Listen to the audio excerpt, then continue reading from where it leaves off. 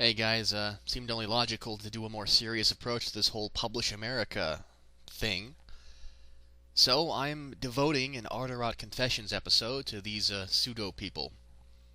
This is at the request of the same lass as before, and I only hope that I can adequately represent those who have grievances about this publishing company. If there's anything I missed, by all means post below, and hell, if you're a supporter of PublishAmerica, by all means, go on and call me an uninformed idiot. Kind of expecting it. For those who agree with this video, however, this is what you should do. If you know someone who's considering an offer from PublishAmerica, bring them to your computer and make them listen to all of this. Now, I know it's long, but it is important, and so even if they're young and easily bored, sit them down and don't let them leave until they've heard everything. This could save them a lot of grief down the road. Now, my contact in question, Alexis, who doesn't mind having her name released, in fact, she specifically requested it, is more than a little agitated at what has happened, and I can't blame her. PublishAmerica would initially not release her from her obligations, at least not without insisting on a $300 fee. Keeping in mind, of course, that this is despite the fact that they haven't started any heavy-duty aspect of preparing her book. Well, actually, they didn't even have her manuscript yet, so suffice to say, there were no preparations made, and she was released only through considerable persistence, with them ultimately generous enough to waive the fee, presumably hoping she wouldn't raise too much of a fuss. Well, that's backfired on you guys, hasn't it? Now, first of all, let me address you directly, PA, and start with the J.K. Rowling incident again. Just because you guys claimed in an email to my contact that nobody talks about it anymore. So, if necessary, I'll do nothing but talk about it forever. You essentially insisted that J.K. Rowling and her representatives not bother you about the fact that your entire promotional deal involved bothering her. Which, hey, I can understand that. It sort of puts a crimp in the legitimacy of your awesome JK promotional deal if the celebrity author herself wants absolutely nothing to do with you. I mean, think of the damage to your wallet, reputation. I'm sorry, guys, you had a terrible idea. It's a cash grab, pure and simple, because you have no real expectation that she, or President Obama for that matter, is going to so much as glance at any of the manuscripts you foist upon them. Sure, the poor writers paying you would like nothing better, but it doesn't matter to you. This isn't about getting their books out there or improving upon them.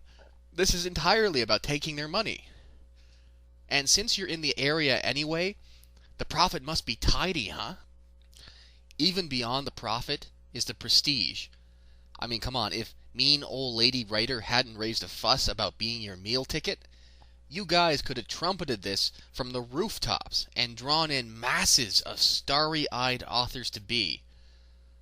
But hey, let's move on and plunge into the murky waters of the contract. First link below will take you to a copy of it, from which you may read and draw your own conclusions.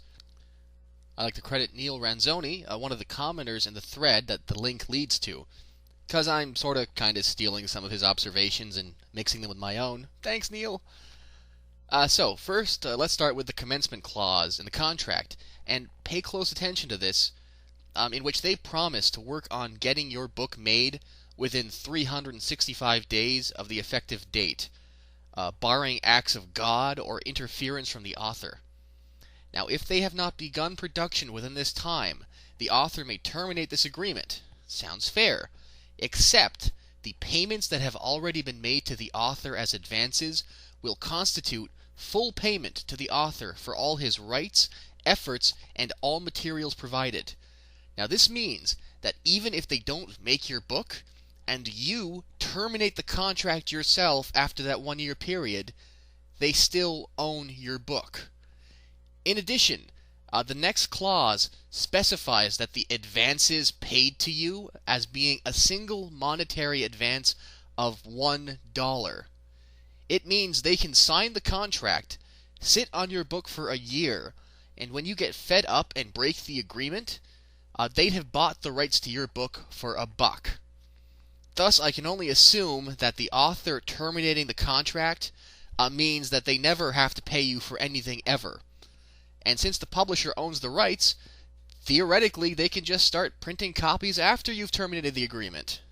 Yeah, can't see any room for abuse there. Next, they also say that no other damages, claims, actions, or proceedings, either legal or equitable, founded on such breach, default, or failure to publish, may be claimed, instituted, or maintained by author against publisher. So, not only do they still own your book, but you can't insist that they give you anything for failing as a publisher to publish it. Next, page proofs. Basically, before the book is published officially and printed, they send you an electronic copy of the work, which would basically show how the book is going to be formatted when it's printed on paper. And the author has one last chance to review it before it's deemed complete. The author is then expected to read through the page proof, compare it to the manuscript that he submitted for publication, and check for any discrepancies, differences, mistakes. Now, there's two things about this. First, they're basically telling you to look through it and fix any mistakes they made, because if there's a difference between what you sent them and what they sent you back, then pretty clear it's their frickin' fault. But hey, you have the opportunity to go look through it and correct it, right? Yeah, and you get 48 hours, 2 days, to read through a book that, depending on how enthusiastic you've been, could be hundreds of pages. And in fact, it's not even just to read through it, but to go in with a fine-toothed comb and pick up the aforementioned screw-ups by the publisher.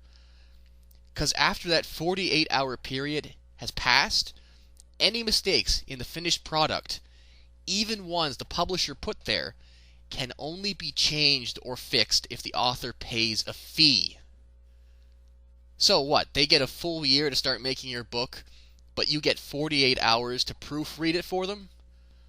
One other YouTuber has mentioned this, along with his opinion as to just why it's like this. And guys, he's a published author with them. Go look, link below. And time for a big one now, promotion. To quote from the contract, sales promotion, advertising, and publicity of the work shall be at the publisher's election and discretion as to the extent, scope, and character thereof, and in all matters pertaining thereto. Basically, it means that they can do as much, or as little, as they want to advertise your book. Emphasis on the latter. It is furthermore agreed upon that publisher may, and I stress may, at the publisher's sole expense and discretion, create, maintain, and solely own a separate site on the Internet, exclusively dedicated to promoting the said literary work and or the author and or the publisher, and that the domain and content may okay, the rest of that part's fluff, but basically they're saying, yeah, we might make you a website. We might not, though. They also might distribute promotional material to media outlets and companies of their choice at their own expense. Unless they're President Obama, in that case you're paying extra, apparently. Again, they might.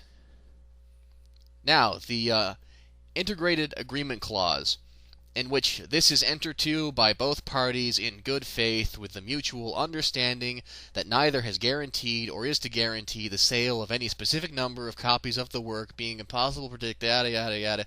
Look, fair enough. You don't know how well you'll sell, so you're not making promises as to the number of books you're moving. Okay. The second half of this clause, though, also goes on to state that the publisher has not made any pledges, promises, guarantees, inducements, or of whatever nature, either in writing, by word of mouth, or in any form not contained in the terms of this agreement, including, and focus here, representations regarding bookstore placement or quality of the manuscript. So basically it means they're publishing your book, yes, but they're not promising it'll end up in a bookstore ever. And for that matter, they're not even promising that the thing's going to be terribly easy to read. Which is fortunate they give you that 48 hours to edit it, huh? Alright, author copies. If you, as the author, wish to purchase copies of your own book for gifts or promotion, you will receive a 20% discount on the original price. Now, other publishers, by which I mean non-vanity publishers, offer much higher discounts, simply because the goal is to get your book out there, and they want to work with the author to achieve that. Hell, some publishers will give you a set number of author copies to help get the ball rolling. Now, PublishAmerica, on the other hand, doesn't really care about getting the ball rolling. They want to make their money off the author. So the 20% discount is just meant to encourage you to buy your own book. In fact, if you buy 20 or more copies of your own book, they will up the discount to 30%. 20 or more copies of your own goddamn... You can get better discounts at Kohl's or Chapters or one of those bookstores that you'll probably never get your book onto the shelves of. But hey, gee, if you buy 20 books at 30% off and sell them yourself at regular price, you get to keep all the monies derived therefrom. Profit there, right? Gee, that sounds like a vanity publisher. Also, the fact that they even have a rejection of manuscript clause in the contract made me howl with laughter. They reserve the right to reject a submitted manuscript if it doesn't meet their high standards of quality. Yeah, because, you guys totally reject them, right? Yeah. I mean, you don't ever get claims that you're adding errors to cash in on the fee for editing the published book. And you certainly have never lowered your standards all the way to accepting a subpar manuscript. Well, aside from Atlanta Nights... Oh, Atlanta Nights, that story never, ever gets old. I mean, come on. They prepare a ridiculously bad book, deliberately made so, and send it in, and you guys accept it. There was an entire chapter missing in it, for God's sake. Look, I really have to know. Did you guys bother to read it in the first place?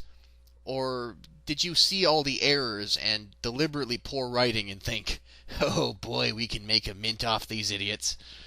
I mean, come on, admit it. The thought of all the editing you could charge them for, man, that would have provided hefty Christmas bonuses for everyone who doesn't actually write for you guys.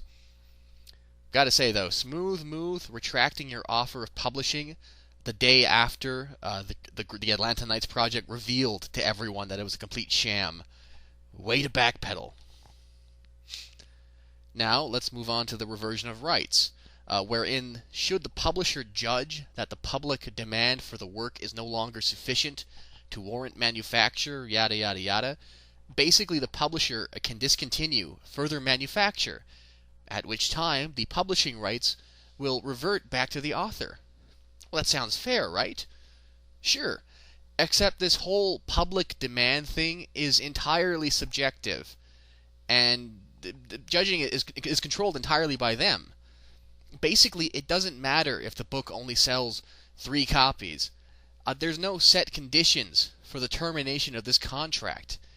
It is entirely within the publisher's control whether or not to relinquish the rights to your book. So even if you've sold 10 copies in 3 years, they can just say, no, we still want to own this, we think there's potential, why not just buy some more author copies, huh?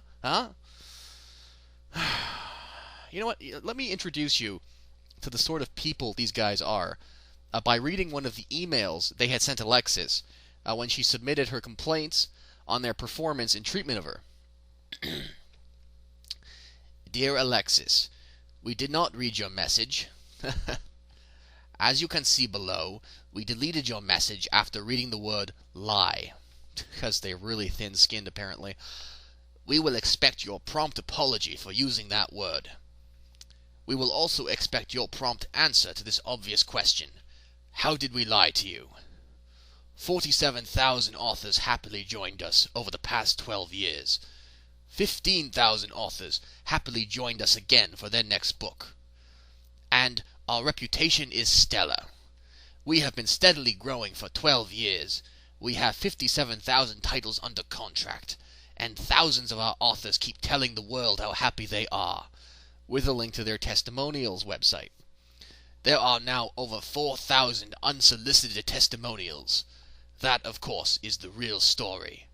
For every one author who complains, there are many more who praise us. Now, I don't doubt that there are authors who are perfectly happy with their services. I mean, with 4,000 positive testimonials and all. But come on, of course there are. These guys are smart, cunning, and at the end of the day, they know that there's a sucker born every minute. But they also know that if they just suck everyone dry, if they screw everyone over, then they're eventually going to run out of marks to, cash in on. Because nobody is going to have their back when a shitstorm gets kicked up. Now, on the other hand, if you keep a lucky group of happy authors, content with their services, the moment someone criticizes the company's policies, boom, people defend them and add a sense of legitimacy to their entire operation. It's certainly easier than writing 4,000 fake testimonials, and all you have to do is let a group of authors actually profit from PublishAmerica's services. Because, PA will still be profiting, and the publisher can then use these happy authors to coax in more people. It's all the better because these defendants of PA's honor sincerely believe what they're saying, making them so much more convincing than PublishAmerica's officials could ever be. These authors were treated well by PA, and so they refuse to think that the publisher was unfair to anyone else. So, and I'm once more speaking directly to you guys, PublishAmerica, you said that you had 47,000 happy authors. I mean, so what? Less than 10% of them say they're happy outright in testimonials, and you're just assuming the rest are happy? Does this number just represent the happy ones, or is it actually every author you've ever had, and you're attaching a positive spin to it?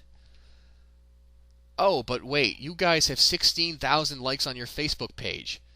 I mean, 4,000 happy authors couldn't make all those. Well, I mean, 4,000 happy authors and their families and close friends could, but hey, I'm sure that's just crazy talk. Honestly, guys, less than 1 in 10, they're not very good statistics from where I'm sitting. Particularly given the negative feedback that flies around every non-PublishAmerica-owned discussion spot that I have ever seen. Negative feedback that spans years. By the way, you also proudly announced that 15,000 of these, and again, you say happy, authors joined you once more for their next book. But, at least back in June 2012, another of your happy authors suggested in a comment that she was reminded 5 years after she signed with PublishAmerica the first time, and by the way, you still own all the rights to her book, despite her efforts to get those rights back because you've done shit all with them, that her contract states that she has to give you first dibs at the rights to her next book. That's not customer satisfaction, that's customer captivity. Finally, your stellar reputation that you mentioned. Okay, I looked up PublishAmerica on Google. PublishAmerica was the only word I put in the search bar. And these are the results that I got on the first page. First link, PublishAmerica website. Second link, PublishAmerica Wikipedia article. Third link, the PublishAmerica online bookstore. Fourth link, an absolute right water cooler thread titled, "Here are the reasons we don't recommend PublishAmerica." Fifth link, a steelypips.org article called "PublishAmerica Won't Get Your Book in Bookstores." Sixth link, it was a broken link for some reason. Seventh link, a paidcontent.org article on the J.K. Rowling incident that apparently nobody talks about anymore. Eighth link, a ChristianityForThinkers.com article decrying it as a scam. Ninth link, a dogearpublishing.net article also going on about how PublishAmerica is not so great. 10th link was your Facebook page. Now, you're the arrogant types, so you might scoff and go, "Oh, how pedestrian to use Google." But come on now, this represents the most prominent sources relating to your corporation, and everyone not part of your group is more than happy to shine very bright spotlights on you. So, to summarize, 3 links are positive, but all of those links are sponsored by yourselves, and well, come on, of course you guys would love yourselves. 1 link doesn't go anywhere, and the rest all announce that you're a bunch of liars. Not even the Wikipedia article is exactly positive about you, and they're being impartial about it. Now, I'm sure that in your heavily moderated, somewhat totalitarian forums, you're the toast of the town, but the outside world doesn't quite seem as enamored with you, and you know what they say about where there's smoke there's fire, and there's a shitload of smoke. Now, you guys could have a place in the industry, but the problem is that you're deliberately misrepresenting yourselves.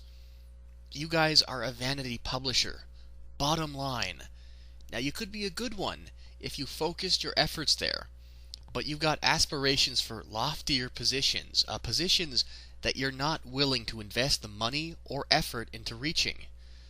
Too many people end up coming to you, seeking a legitimate publisher, only to find out too late that they've come to the wrong place.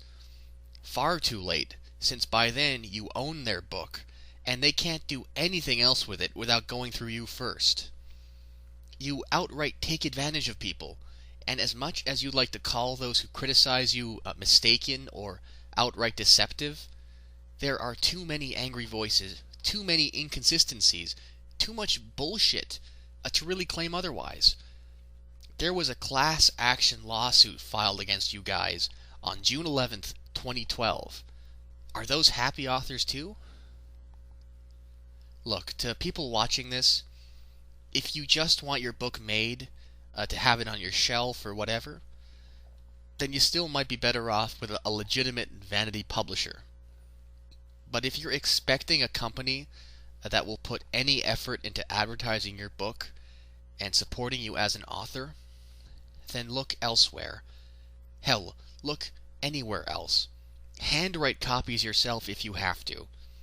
PA will not support you. They will not help you unless they need to fill their happy author quota for the year.